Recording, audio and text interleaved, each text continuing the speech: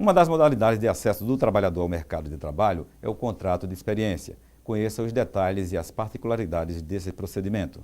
O mercado de trabalho oferece vagas de emprego para trabalhadores de vários segmentos.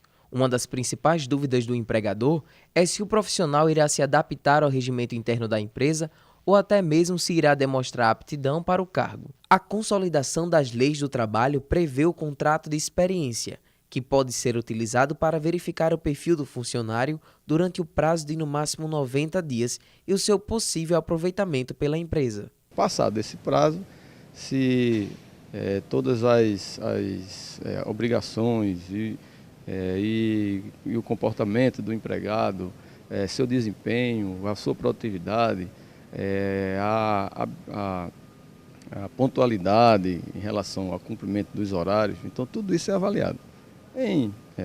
Se passando o prazo, concluindo pela aptidão do empregado para aquela função, o contrato ele é transformado de prazo determinado para prazo indeterminado. O contrato de experiência levanta muitos questionamentos nas pessoas que são submetidas a essa modalidade de contrato. Será que o empregador contratado dentro desse regime tem o mesmo direito de um funcionário contratado por tempo indeterminado? Basicamente, os direitos e obrigações são os mesmos durante a execução do contrato. O trabalhador ele recebe o salário, tem a obrigação de prestar o seu trabalho com afinco, com dedicação, tem a obrigação de cumprir os horários determinados pela empresa. A empresa tem a obrigação de depositar o fundo de garantia, assinar a carteira. Se porventura durante aquele prazo tiver alguma prestação de hora extra, tem a obrigação de pagar. Mas ao final do contrato, se expirar do prazo e resolvido não continuar a contratação, aí existem algumas diferenças em relação às consequências jurídicas do contrato por prazo determinado. Como, por exemplo, findo o prazo e o contrato não for renovado, aquela relação ela se encerra, e as verbas rescisórias que o trabalhador vai ter direito são limitadas à exclusão daquelas verbas que teria por obrigação o empregador se o contrato fosse por prazo indeterminado. Por exemplo, multa do FGTS, o empregador não tem a obrigação de depositar, aquela multa de 40%. O aviso prévio também é dispensável, porque na hora da assinatura do contrato já se sabe o prazo que ele vai durar, então não tem a necessidade de haver um aviso prévio para o encerramento desse contrato a título de experiência. O trabalhador que for submetido a este tipo de contrato poderá utilizar esse período de experiência para mostrar seu potencial na organização, além de verificar se há afinidade com os objetivos da empresa. Bem, eu estou aqui na Spice já no período de 1 ano e 4 meses. O meu contrato de experiência inicial foi de 30 dias. Foi um período bom que eu me adaptei à empresa, conheci a equipe, me dei bem com a equipe no início. Então isso ajuda bastante quando você consegue ter uma união. É mais fácil de você aprender, se adaptar e desenvolver suas habilidades que você tem e às vezes nem conhece. Então você vai adquirindo experiências, vai podendo desenvolver as habilidades que você até mesmo se surpreende e consegue surpreender o patrão. É bom o contrato, esse contrato de experiência, porque serve tanto para a empresa, em saber se você é um bom funcionário, e para a gente, em saber se é realmente isso que a gente quer. Então, eu achei muito importante, está dando super certo, tudo muito bem, graças a Deus, espero passar muitos anos aqui na empresa ainda. Em contrato de experiência, caso o trabalhador não tenha afinidade com o trabalho, o que ele deve fazer? Pode existir a situação em que o empregado ele, avaliou que não se adaptou àquela empresa. E, vencido o prazo, ele não está obrigado a permanecer, Até porque, assim, o prazo que é estabelecido, ele é um prazo, vamos dizer assim, programático, O contrato de experiência pode ser até rescindido antes de finalizado o prazo, Logicamente que as consequências jurídicas serão outras, mas tanto o empregado quanto o empregador podem optar por não continuar aquele contrato. Para encerrar o programa de hoje, você fica agora com a agradável companhia do talentoso músico, compositor potiguar Mirabor Dantas. Ele nos fala sobre sua trajetória com a música e canta uma de suas belas canções. Um abraço a todos e até o nosso próximo programa. Até lá!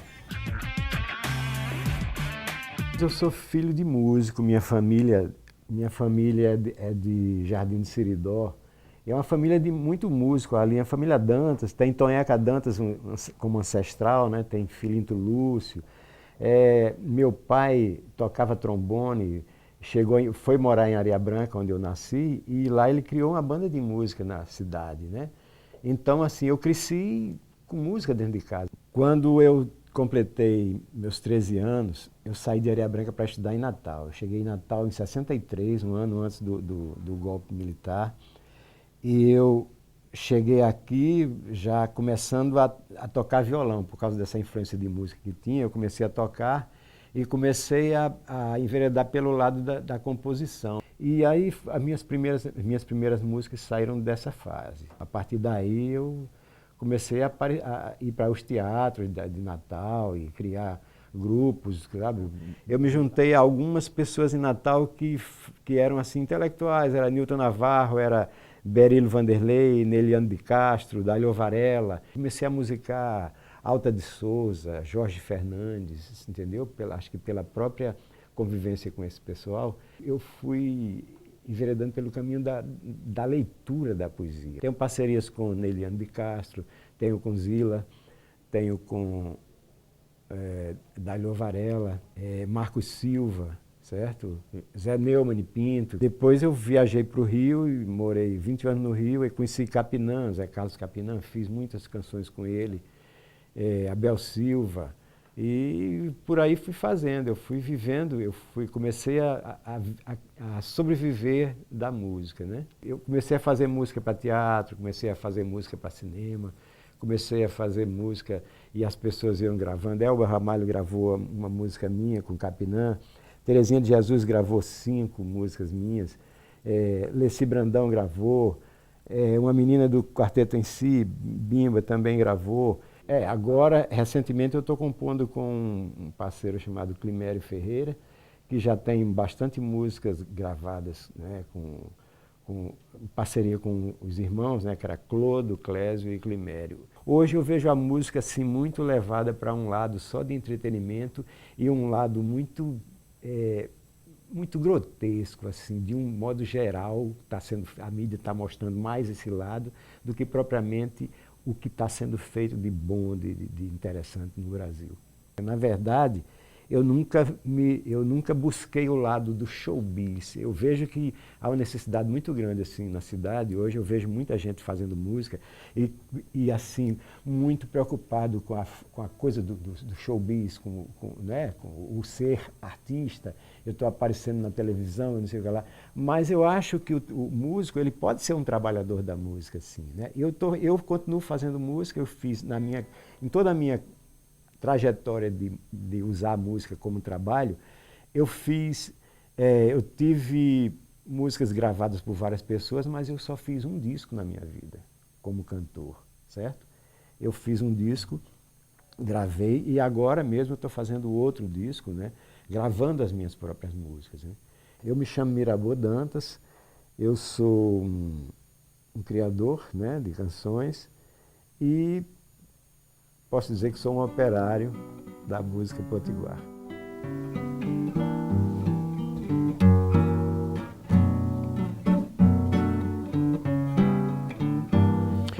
E aí indo eu e as minhas lembranças, enquanto esse tempo avança